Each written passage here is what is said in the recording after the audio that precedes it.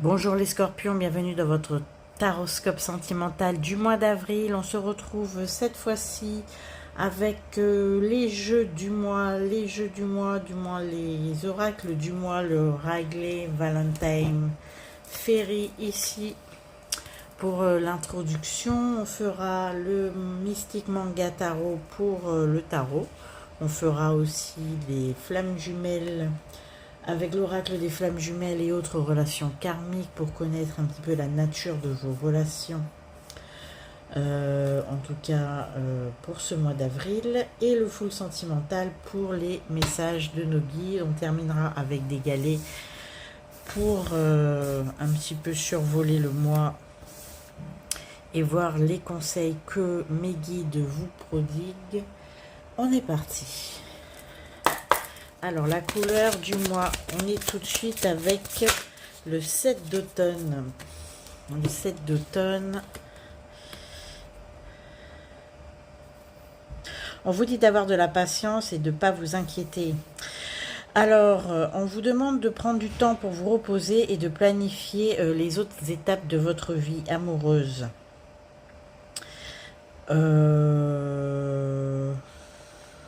Et on vous demande de faire un investissement prudent de votre temps et de votre argent. D'accord ?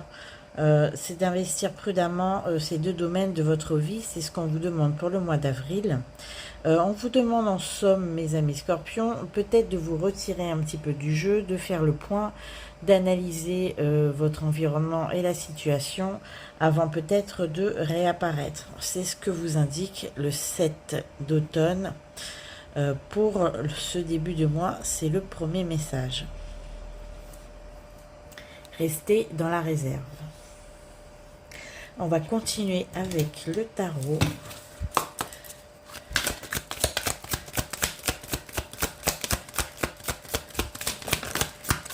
Alors, on a la reine d'épée. La reine d'épée.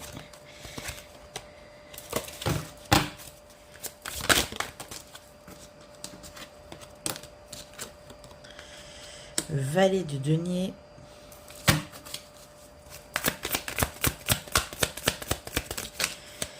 Et là, on en a peut-être un peu trop. On va garder que celui-là. L'as de bâton.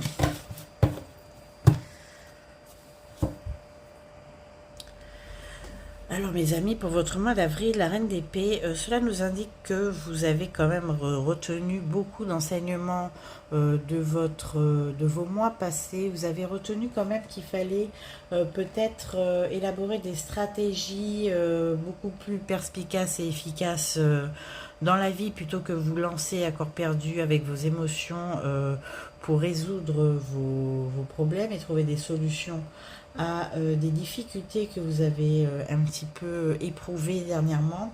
C'est peut-être un peu ce qui nous revient concernant le 7 d'automne qu'on vient de voir. On vous demande peut-être justement de vous replier. Il serait peut-être temps de regarder avec beaucoup plus de discernement ce que la vie vous enseigne, afin de repartir de manière beaucoup plus ancrée et de manière plus solide dans la résolution, on va dire, de vos problèmes quotidiens et plus précisément dans les problèmes relationnels. D'accord. Là, ce qu'on nous indique avec la reine d'épée, c'est que vous êtes beaucoup plus capable, en prenant du recul, de voir un petit peu mieux ce qui se trame derrière votre dos. On voit que vous avez beaucoup plus de sensibilité et beaucoup plus d'éclaircissement sur, on va dire, le comportement un petit peu malveillant de votre entourage. Je ne dis pas que tout votre entourage est malveillant, bien évidemment, mais il est certain que il y a des choses que vous êtes plus apte et plus capable de voir maintenant qu'auparavant. On vous demande toutefois de ne pas tomber dans le cynisme, et ni dans, dans la froideur, ni la méchanceté et la rancœur. On vous demande juste de prendre du recul et de voir beaucoup plus facilement ce qu'il en est, et ce qui vous est réservé, entre guillemets, dans les sentiments d'autrui. Le valet de denier, je dirais que là, compte tenu de la combinaison, le valet de denier et la reine d'épée, c'est ce qui vous demande d'être un petit peu plus adaptable et plus efficace, puisque ce n'est plus l'inconnu dans vos relations, vous avez pris du recul et vous voyez clair dans le jeu des autres. Donc là, on vous demande plutôt d'apprendre à jongler avec vos sentiments et comment dire, on va plutôt dire d'utiliser, avec la reine d'épée, c'est plutôt apprendre à utiliser la vie comme interface dans vos relations, sans pour autant à chaque fois, mes amis scorpions, vous donner corps et âme dans chacune de vos interactions avec l'autre, avec le monde et votre monde relationnel, c'est-à-dire les amis, la famille ou votre partenaire amoureux si vous en avez un. On vous conseille quand même avec le valet de denier pour ce mois d'avril de nourrir votre curiosité et de garder quand même l'esprit ouvert et de ne pas sombrer, comme je disais il y a quelques instants, dans l'amertume. Bon, en somme, pour faire plus clair, vous vous repliez parce que vous avez été déçu. Mais maintenant que vous avez les cartes en main pour pouvoir, entre guillemets, avancer dans vos relations, il serait temps peut-être de passer l'éponge, mais de réinvestir vos relations en toute connaissance de cause. Et avec l'as de bâton, on a quand même une carte. Bon, alors nous n'avons aucune arcane majeure, donc sachez que votre mois d'avril ne va pas être le mois charnière de votre année, mais pour autant, comme on l'a vu, c'est un mois de repli et d'analyse afin de mieux vous lancer. Et justement, en troisième partie de votre mois, on voit que l'univers vous offre un cadeau, une opportunité. L'as de bâton, pardon, c'est vraiment c'est un signal pour enfin sortir de votre tanière, aller de l'avant. C'est sûrement pour certains entamer de nouvelles relations, entreprendre une nouvelle orientation dans votre vie. En tout cas, c'est une carte qui est pleine d'énergie, une carte de pionnier. Ce qu'on peut vous indiquer là en fin de mois, c'est que après ce repli nécessaire et crucial entre guillemets dans votre évolution, vous allez enfin pouvoir aller de l'avant et entreprendre de nouvelles choses, qu'il s'agisse de relations ou même d'une carrière professionnelle. Voilà pour les énergies du mois d'avril. On va prendre maintenant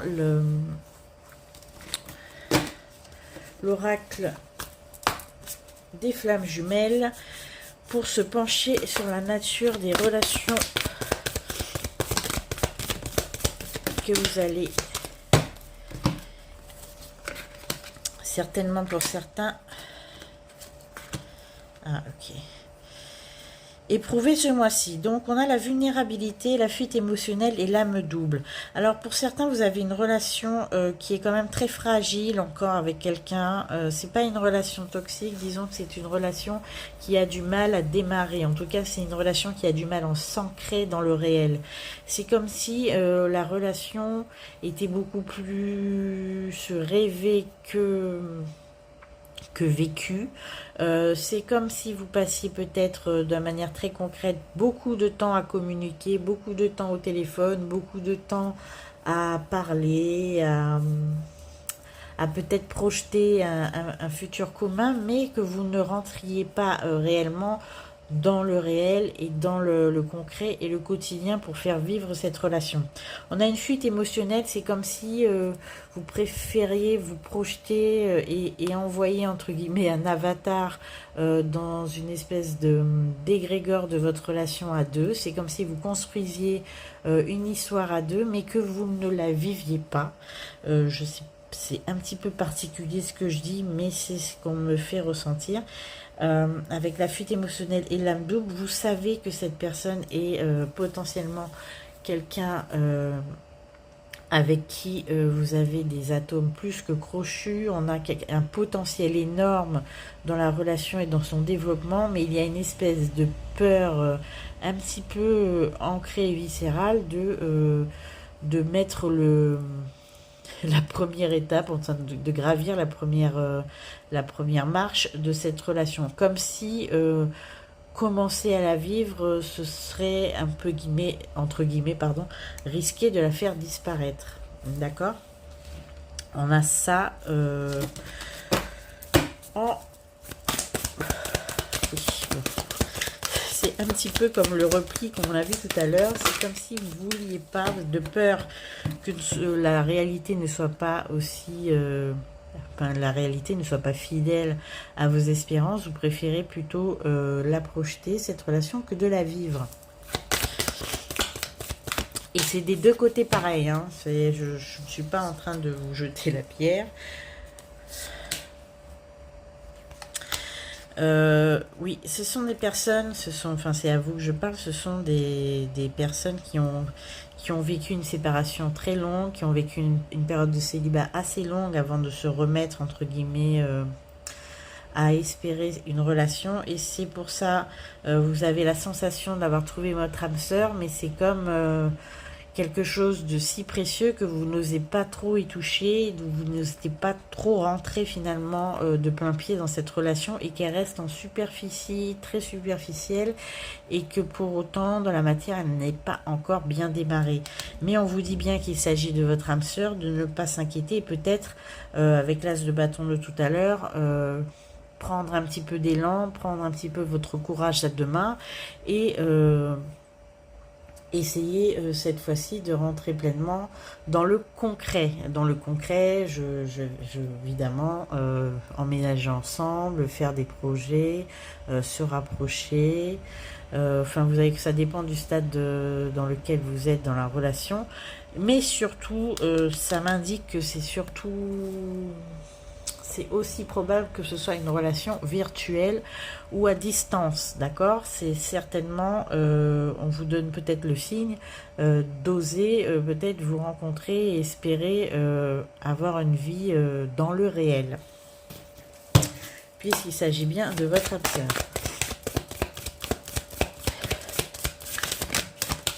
Bon, j'ai une carte qui vient de tomber par terre.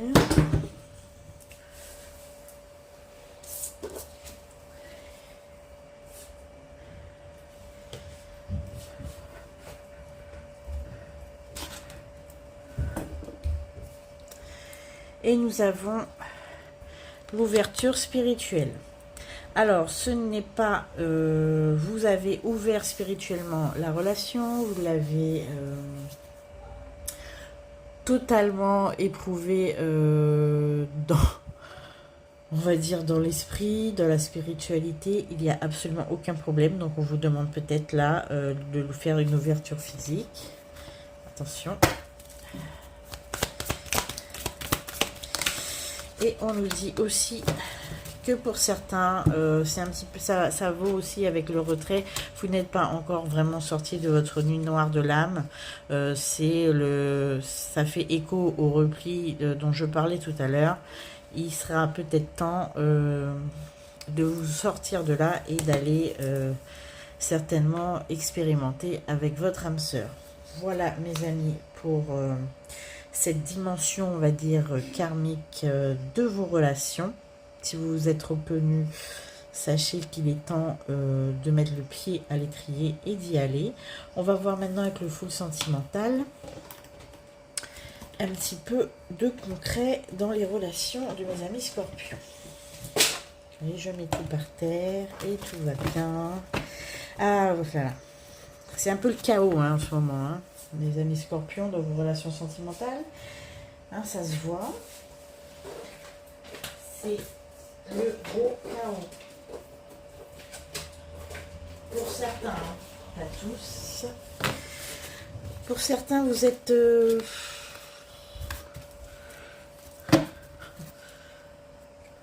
vous êtes un petit peu figé dans le temps, vous voulez pas trop avancer. D'autres, c'est le chaos, c'est la grosse remise en question, d'où le prochain repli. il y en a qui sont allés regoûter un petit peu à leur ex et ce n'est peut-être pas une bonne idée. J'ai vu ça à la coupe. Voilà. Bon, on est parti. Alors, on parle à nos amis poissons qui viennent de sortir. On a des poissons. Alors, on a des dépendances affectives. Alors, vous avez une dépendance affective à un homme. Alors, on a le poisson ou les signes d'eau. C'est une personne qui est très plaisante, très attirante. D'un point de vue charnel, c'est... Alors, pour vous, vous êtes complètement dépendante à cette personne.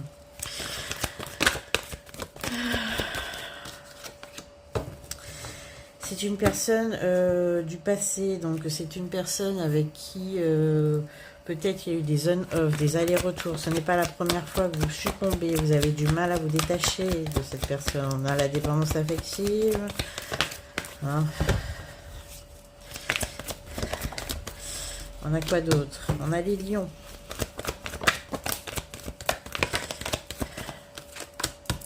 On a la dépendance affective et la domination. Vous êtes le dominateur. Vous êtes en domination sur cette personne. Vous le savez pour certains que cette personne est complètement dévouée. Oui, parce que mes amis, bon, on a une crise. Hein. On a une crise, on a vraiment une relation qui a besoin d'ancrage, il y a une relation qui a besoin de respirer, une relation qui a besoin de s'équilibrer. On a deux signes, on a le poisson et le lion. Vous, mes amis scorpions, vous êtes plus en position dominant-dominé, enfin disons plutôt dominant que dominé. On a une relation qui est quand même assez chaotique en ce moment. Difficile de trouver un point d'équilibre. On vous dit que vous devez réagir dès aujourd'hui. On a la Vierge qui est, je vous l'indique, qui a sauté là-bas. Hein. Et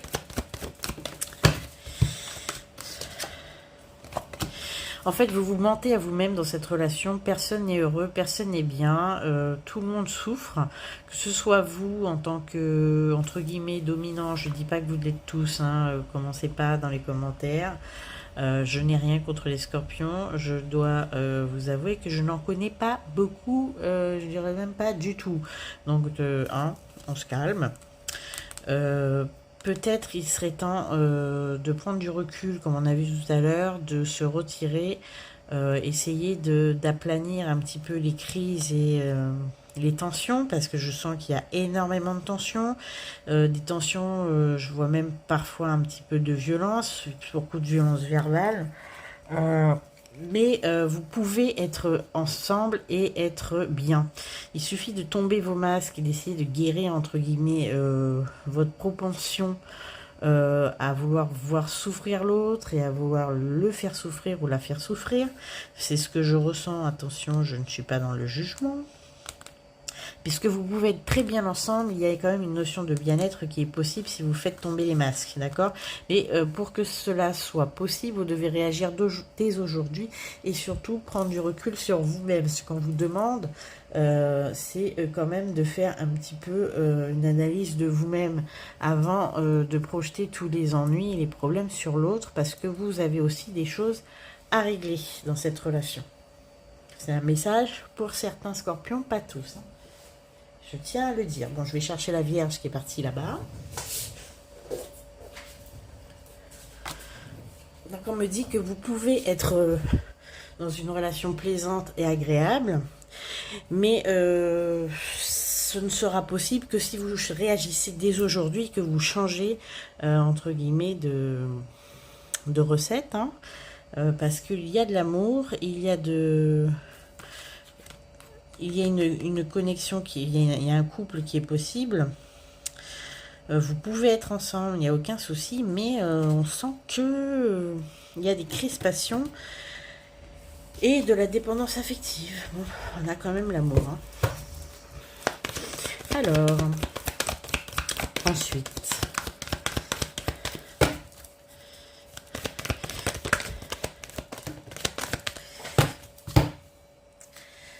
On a la solitude. On a le cancer. Allez. Moi, je vais tout casser. Les scorpions, faut vous calmer. Hein. C'est vraiment les cartes qui parlent. Non, le cancer, la balance, on va tous nous les faire. Hein. Mais bon, ce qu'on me dit, c'est que il y a une guérison qui est possible, hein, un équilibre qui est possiblement à retrouver, puisque malgré tout, mes amis scorpions, vous êtes conscients des difficultés, vous êtes conscients que vous êtes conscients des difficultés, et vous savez qu'il faut changer quelque chose, vous le conscientisez, vous l'acceptez, et on voit que vous allez vraiment faire ce qu'il faut pour vous en sortir. On vous demande, mes amis scorpions, d'arrêter dans un premier temps d'espionner et de fouiller dans les affaires de l'autre.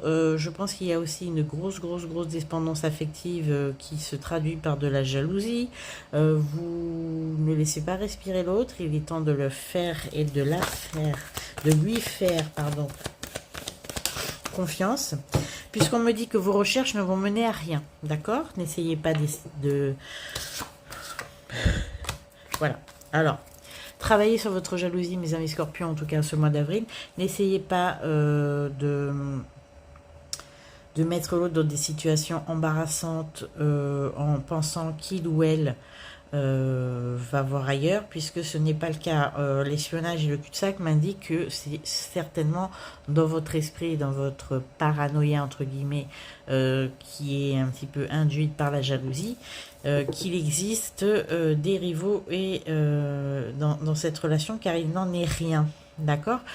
Plutôt occupez-vous à essayer de ramener du bien-être et de l'harmonie dans cette relation. Je ne dis pas que vous êtes le seul responsable ou la seule responsable, bien évidemment, mais ce qui est certain, c'est que mes guides m'indiquent que c'est aussi de votre faute. Ce n'est pas l'autre qui est simplement responsable. D'accord ? Voilà, moi j'ai dit ce que j'avais à dire. Après, je pense que je vais désactiver les commentaires, ça va être plus simple. Les messages sont passés, c'est mon rôle. Et c'est tout. Voilà. On va finir, je pense, cette guidance avec... en tout cas, faites attention à votre jalousie. Sachez qu'il est possible d'avoir une relation empreinte de bien-être et de bonheur et d'harmonie si vous faites tomber vos masques, vous conscientisez les blessures à guérir, mes amis scorpions. Arrêtez de verser dans la jalousie, même si je vois que c'est très compliqué pour vous. Ça ne mènera absolument à rien. On me dit que c'est vraiment un aspect majeur des difficultés que vous rencontrez si votre couple est en crise aujourd'hui. Voilà, maintenant je vais prendre des petits galets pour clore cette guidance du mois d'avril. N'oubliez pas que dans cette guidance, nous n'avons pas eu d'arcane majeure, donc ce n'est pas non plus... le mois où toute votre vie va changer. On va quand même prendre du recul, comme on a vu, se poser, analyser et réinvestir les relations de manière un petit peu plus éclairée et un petit peu plus apaisée. Voilà. Alors, les galets pour ce mois d'avril. Nous avons l'élévation, la pyramide.